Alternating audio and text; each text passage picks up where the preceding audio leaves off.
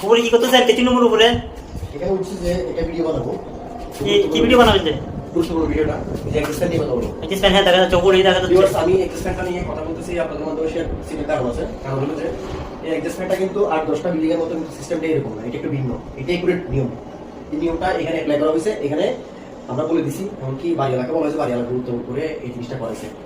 এর ভিতরে ঘটনা হলো যে সচরাচর বাসা বাড়িতে দেখবেন আপনি এই ইঞ্চার থেকে অ্যাডজাস্টমেন্টের হোলটা এর সাথে আমাদের উপরে যে পিন থাকে পিনের সাথে এটা রেখে দেন, এই গ্রুপটা রাখে না বর্ডারটা। তখন কি হয়, ফ্যান লাগাইতে অ্যাডজাস্টমেন্ট যেটা বর্ডার থাকে 1.5 ইঞ্চি ওইটা এখানে বাজে, তো নিচে ভেঙে আমাদেরকে নিচে ডাউন করে উপরে ফাঁকা অবস্থায় নিয়ে যেতে হয়।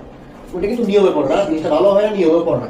আর পানি ঢোকার সম্ভাবনা থাকে, যখন আপনি এখানে ভাঙবেন তখন কিন্তু মিস্ত্রি চলে যাবে, সব মিস্ত্রি চলে যাবে। এখানে লাগাইলে ভাঙতে হলে জিনিসটা এখানে পানি টানি ঢুকবে, জমবে, পোকামাকড়, তারপরে তেল স্প্রে এগুলো জমে।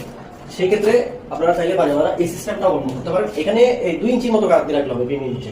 আপনার ফ্যান যদি আরো ছোট করতে চান ছোট করতে পারবেন, না হলে এদিকে যদি জায়গা থাকে বা ডানে কোথাও জায়গা থাকে সেখানে দেন, উপরে দেওয়া কথা কথা। অনেক বিল্ডিং এ বিম কিন্তু বড় হয়, সেক্ষেত্রে এক্সপ্যান্ডার হোল ছোট হয়, এটার সাথে বাজাই দেয়। সেক্ষেত্রে আপনারা চাইলে ডান পাশে ধরেন, আর এরকম জায়গা থাকলে এখানে একটা বর্ডার করে এরকম ভাবে দিবেন, ভালো হবে, জিনিসটা সলিড হবে, কাজটা ভালো হবে।